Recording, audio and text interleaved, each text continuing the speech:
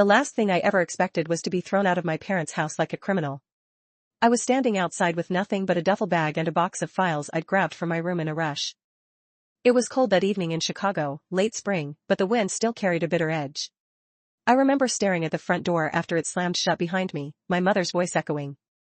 "We don't want to see you again until you take responsibility for what you've done to your sister." I didn't even know what I was being blamed for. It had all happened so fast. One moment, I was in the kitchen, meal prepping for work, and the next, my younger sister Amber burst through the front door, sobbing like she was on the edge of collapse. Dad rushed to her first, then Mom. I just stood there, unsure of what was happening. Then came the bombshell: Dylan cheated on me, Amber choked out between cries. With Kayla. Camille introduced them. Kayla Monroe, my friend from work. She was a certified nutritionist who sometimes led wellness sessions with my firm. I had introduced her to Dylan, yes, but only in passing. I think it was at my birthday barbecue 2 summers ago. That was it. Just a polite exchange. But none of that mattered in the moment. Amber fell to the floor, shaking. Dramatic like she always was when she needed sympathy. My parents were outraged. They didn't ask for proof. They didn't ask questions. They just turned to me. Their expressions hardening like cement setting in cold water. My mom looked me dead in the eye. "How could you do this to your sister?" I tried to speak, to explain, but my voice caught in my throat. My father cut in before I could even begin, saying that I was no longer welcome in their home. That if I didn't leave immediately, he would help me out the door himself. I remember Amber sitting on the floor, one hand gripping Dad's pant leg, the other shielding her eyes like she couldn't bear to look at me. As if I were some kind of monster. The next 30 minutes were a blur of panic. My room had never felt smaller as I packed everything I could carry. Every picture, every childhood trinket, felt like it was mocking me. I still remember clutching a framed photo of us from a family road trip, my younger self smiling beside Amber, back when things seemed simple, when I believed my family would always have my back. I couldn't stop crying. I tried to reason with them. Begged, even. But no one listened. They were too wrapped up in Amber's sobs and her version of events. And that's how it ended. In one night. I lost my family, my home, and the belief that the truth would always matter. I sat on the curb outside for over an hour before I could gather myself enough to call someone, anyone. I wasn't even sure where I'd go. I didn't have a plan. I didn't even have a reason to believe everything wasn't just some terrible nightmare. But it wasn't a nightmare. It was my life now. I spent that first night on a friend's couch, Marisol, a former coworker who didn't even ask for details. She just opened the door, took one look at my tear-streaked face, and hugged me like someone who understood what it meant to have the ground ripped out from under you. I didn't sleep. I lay there staring at the ceiling, every breath feeling like glass in my throat. The words kept echoing: "How could you do this to your sister? We don't want to see you again." I hadn't done anything. I wasn't just angry. I was heartbroken. Not just by what Amber had said, but by how quickly my parents turned on me. No hesitation. No curiosity. No "tell us your side." Just exile. The next morning, I called my mom. Straight to voicemail. Then my dad. Blocked. I tried texting Amber. The 3 dots popped up for a moment, then disappeared. And that was it. I became a ghost. But ghosts don't rest, do they? They linger. They obsess. They need to be heard.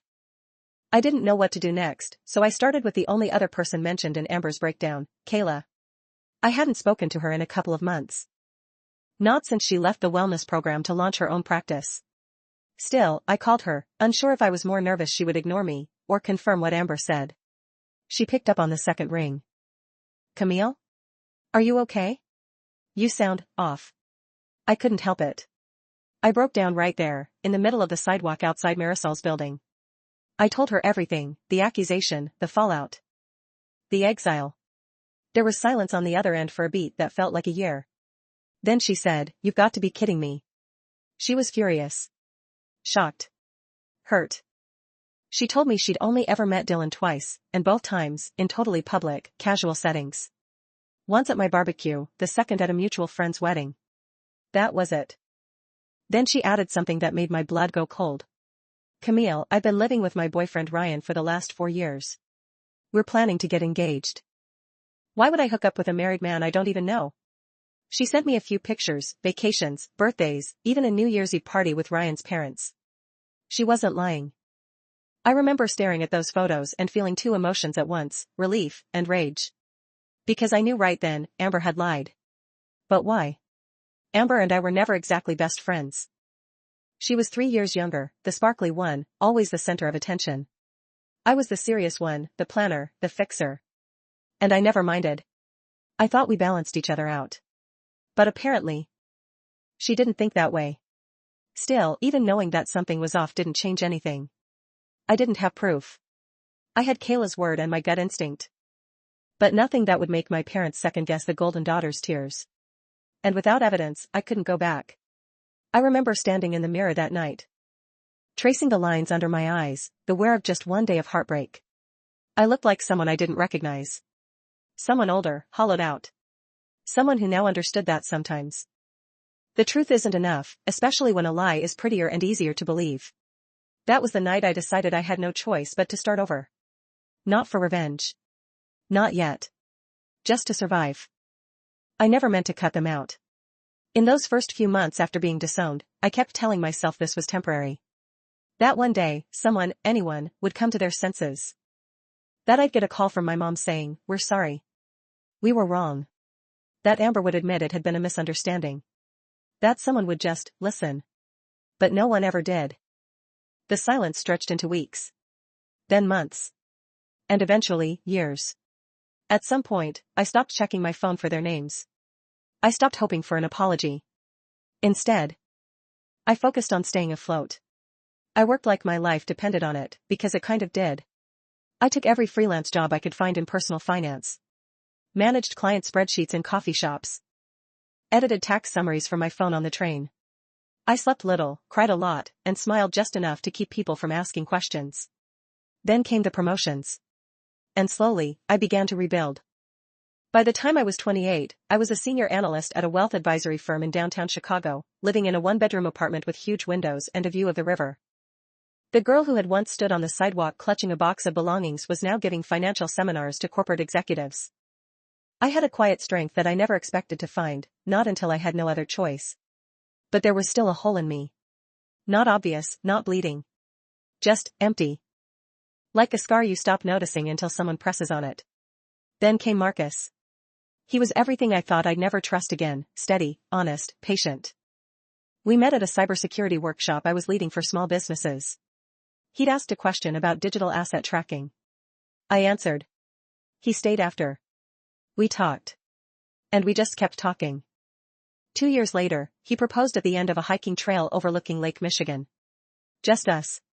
No cameras, no crowd. Just the sound of wind and waves and a man who looked me in the eye and said, "I know what it feels like to lose everything. I want to be the one thing you never have to lose." I said yes, through tears. And for the first time in years, I posted something personal online, a photo of us on the cliff, Marcus holding my hand, the sun setting behind us. It was simple. Joyful. I didn't think much of it. Until 3 days later. I got an email. No subject line. No sender name I recognized. Just one line in the preview. "You don't know the full story about Amber's divorce." I stared at it for a long time. Unsure if I should even open it. Part of me wanted to delete it. Another part, the wounded, still aching part, clicked. And just like that, the silence shattered. The email was short. Too short. Considering the earthquake it would cause in my life. No greeting. No sign-off. No punctuation. Just, Amber was the one who cheated. I can prove it. My heart stuttered. For a moment, I thought it might be a prank. Or some cruel spam. But then I noticed the attachments, 17 of them. Screenshots. PDFs. One zip file. And then I saw the sender. d.grant.doc@gmail.com. My breath caught. Dylan. I hadn't heard his name in 7 years, hadn't seen him since the day Amber accused him of cheating with Kayla and filed for divorce. He had vanished just like me. But now he was reaching out? I opened the first screenshot. It was an email, sent from Amber's old Gmail account to someone named Logan. It was dated 6 months before the divorce. The subject line read, "Tonight." And the body? I told Dylan I'm working late. Meet me behind the rec center around 9.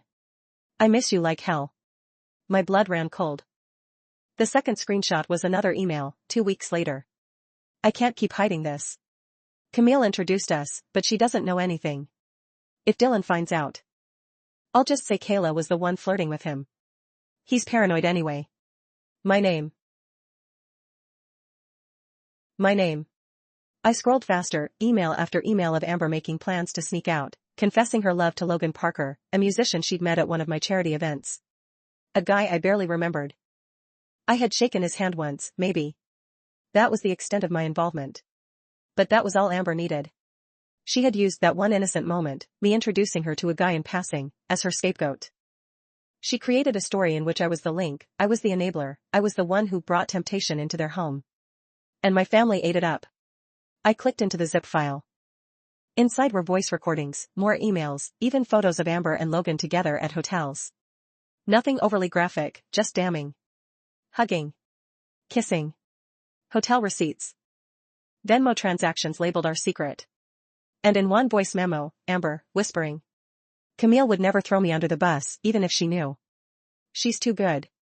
Too loyal. I'll handle Dylan. You just keep our story straight. I dropped my phone. Marcus found me curled up on the bathroom floor 15 minutes later, shaking. He didn't say anything. He just sat beside me, held my hand. And waited. That night, I didn't sleep.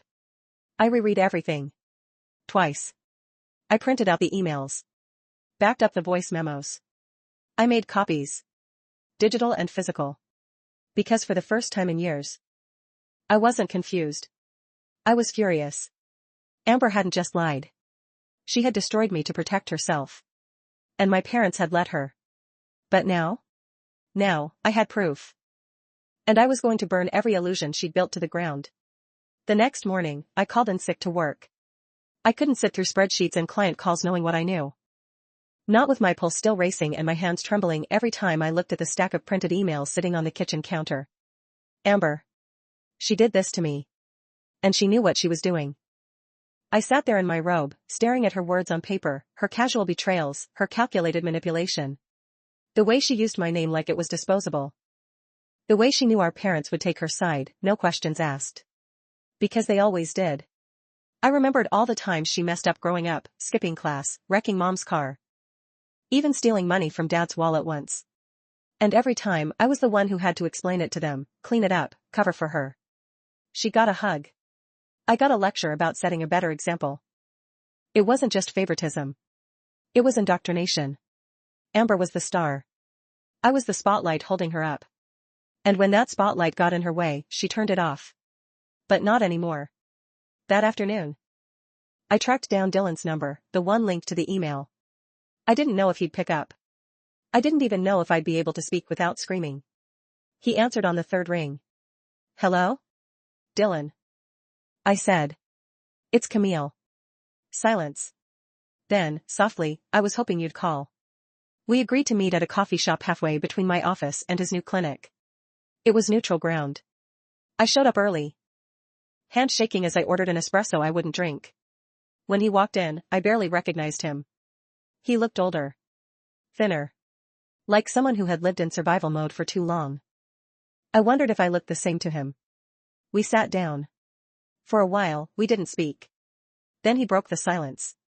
I believed her, you know. For a long time. I thought you were the reason everything fell apart. I nodded. Me too. He pulled out a folder, identical to mine. Inside were the same emails, the same screenshots. We had both come armed with the truth. But I was still stunned when he said what came next. I didn't find out until last year, he said quietly. I ran into Kayla at a mutual friend's party. She asked why I never confronted you, and when I told her what Amber said, she looked like she'd been slapped. He clenched his jaw. That's when I knew I'd been lied to. But I didn't know how to tell you. Or if I should. I felt ashamed. I wanted to scream. To ask him why he didn't speak up earlier. Why he let me believe, for 7 whole years, that I was the villain in a story I wasn't even part of. But I didn't. Because deep down, I understood. Amber had manipulated all of us. And she was still winning. Until now. I'm going to show our parents, I told him. I'm not going to let her live in their house, eat their food, soak up their affection, while I'm erased from their lives because of a lie. He nodded. I'll come with you. I blinked. Why? Because I believed a lie too. And I think your parents need to hear the truth from both of us. For the first time in years, I felt something settle in my chest. Not peace. Not yet.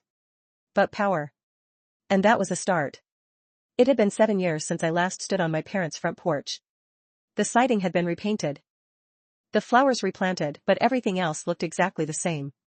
The same wind chime on the awning. The same worn-out welcome mat that never really felt like a welcome. I glanced at Dylan beside me. He gave a subtle nod. My heart was pounding so hard I could hear it in my ears. I rang the doorbell. A long pause. Then the door creaked open, and there she was, Mom. Holding a dish towel in one hand, her eyes squinting like she couldn't believe what she was seeing. Camille? Her voice was cautious, uncertain. Hi, Mom, I said, calm but flat. Is Dad home? She didn't move. Just stared. Then her eyes flicked to Dylan, and her face twisted. What is this? Why are you two here together? We need to talk, I said simply. Now. Before she could protest, Dad appeared in the hallway behind her. Camille, he snapped. You don't get to just walk back in after. We're not here to fight, Dylan cut in. We're here because you deserve to know the truth. About Amber. About what really happened. My father's jaw clenched. I don't care what drama you two are. She lied, I said, voice steel. Amber lied. She cheated on Dylan. And she framed me to cover it up. I have proof. That's when Amber appeared at the top of the stairs, holding a mug of tea like she didn't have a care in the world. But when she saw me, and then saw Dylan, she froze. Her fingers tightened around the mug. I watched her throat move as she swallowed hard. What is she doing here? She asked. Her voice already sharpening. I could ask you the same, I replied. Still living rent-free, huh? She scoffed, started down the stairs. You're seriously dragging this up after all these years? You're obsessed. I reached into my bag, pulled out a folder, and handed it to my father. What's this? He barked. Emails, I said. Screenshots. Audio recordings. Every lie Amber told you. Every step she took to destroy me so you'd never look at what she was actually doing behind your backs. Dad's hand trembled as he flipped the pages. Mom read over his shoulder. Her mouth slowly falling open. Amber crossed her arms. You're pathetic, Camille. Dylan stepped forward. Your emails to Logan say otherwise. Amber's eyes widened. What emails? Oh. Don't pretend, I snapped. The ones where you talk about how easy it is to fool Dylan. The ones where you joke about how I'd never rat you out because I'm too loyal. You signed them with your middle name. Remember? For a moment, the room was completely silent except for the sound of paper shifting. Then Dad turned to Amber. Is this true? He asked. Low and dangerous. Amber hesitated. Blinked. And then made the worst mistake she could have made. She lied. Camille must have faked those. She's always been jealous of me. Something in Dad's face snapped. He didn't yell. He didn't curse. He just said, go pack your things. Amber's mouth dropped open. What? Are you serious? Now. Mom tried to interject. But he silenced her with a look. For once, the man who had exiled me on a whim was now looking at his golden child like he finally saw her clearly, and didn't like what he saw. Amber stomped up the stairs, shouting about how this was unfair, how she was being ambushed, how Camille waited years just to get revenge. And maybe I had. But I didn't feel triumphant. I felt tired. Vindicated. Quiet. When she slammed the door to her room, I turned to my parents. I don't want anything from you, I said. No apology. No forgiveness. I just wanted you to know the truth before I disappeared again, for good this time. And with that, I walked out. Amber didn't come downstairs. Not while Dad stormed through the hallway grabbing her suitcase. Not while Mom trailed behind him, whispering frantic please and can't we talk about this? And not while I stood silently in the foyer, watching everything unfold with a strange stillness in my chest. It wasn't joy. It wasn't revenge. It was closure. Dad handed Amber's packed bag to Dylan at the front door, like that was the final insult. As if he couldn't even bear to look at her when she finally descended the stairs. Red-faced and breathing hard, like someone who'd just woken from a dream and realized it was a nightmare. "You're seriously kicking me out," she gasped. "Over some stupid emails?" "They're not stupid," he growled. "They're proof. And you let your sister suffer for 7 years because you couldn't own up to your mistakes." "I had nothing, Dad. I was scared." "What was I supposed to do?" Mom tried to step between them. "We can sort this out as a family. Camille, tell him. Tell him you don't want this." I looked at her then, really looked at her. This woman who had once told me I was no longer welcome in her home without even hearing me out. And now she wanted my help? I met her eyes and said softly. "You didn't believe me when I begged you to listen. You chose her. Over the truth. Over me." Amber reached for my hand. "Camille, please, don't let him do this to me." I pulled away. "This is exactly what you let happen to me," I said. "Except I didn't have someone to lie for me. I didn't have a safety net. I had a suitcase and silence." She opened her mouth to argue. But no sound came out. Because she knew. She knew I was right. I stepped back. "Now you'll know how it feels to be erased." Dad opened the door wide. "Out." Amber turned to Mom, whispering desperately. "I have nowhere to go." Mom hesitated. "Just go to your friend Jess's. We'll talk in a few days." My jaw clenched. That's what I had said too, years ago. Just let me stay a few days. Just let me explain. And they hadn't even blinked. Amber staggered out the door, the wheels of her suitcase rattling against the porch steps. No one followed her. Not this time. I watched from the front step as she stood at the edge of the driveway, not knowing which way to go. For a second, I remember the little girl she used to be, the one who wore my old clothes and always asked me to braid her hair. But that girl was long gone. And the woman who replaced her had torn me apart without hesitation. I turned to leave. No final words. No dramatic farewell. Dylan caught up with me on the sidewalk.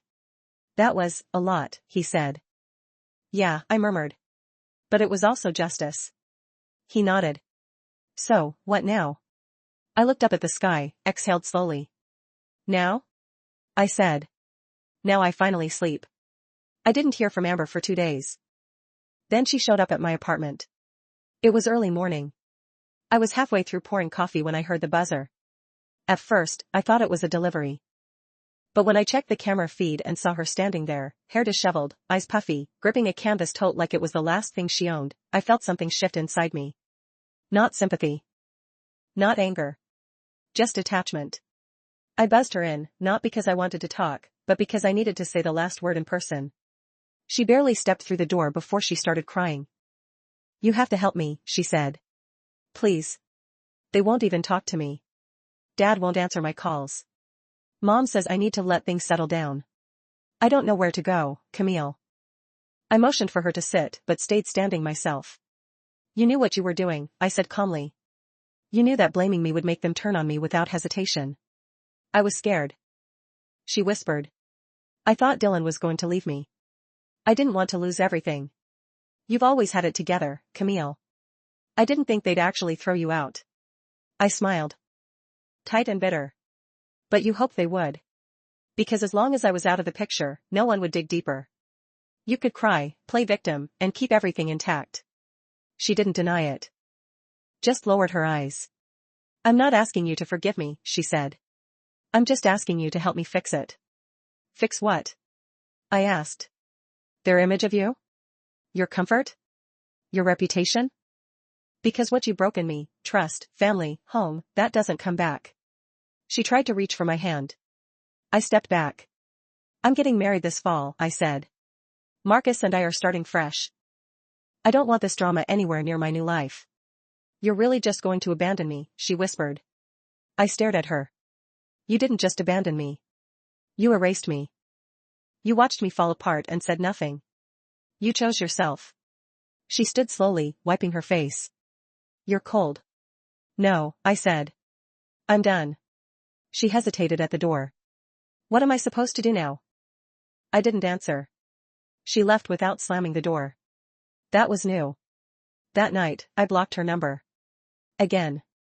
And her backup number. And the random Gmail she'd used to message me from. I blocked my parents, too, after they sent yet another vague, non-apology message asking if they could be part of the wedding. No, we were wrong. No, we're sorry. Just. We hope to attend and heal as a family. There was nothing left to heal. The night Marcus and I finalized our guest list, I looked at the final names and smiled. All the seats were filled by people who knew the real me. Who had loved me when I had nothing. Who had seen me hurt and hadn't looked away. Amber, Mom, and Dad didn't make the list. They didn't even make the list of regrets. Sometimes, peace doesn't come from forgiveness.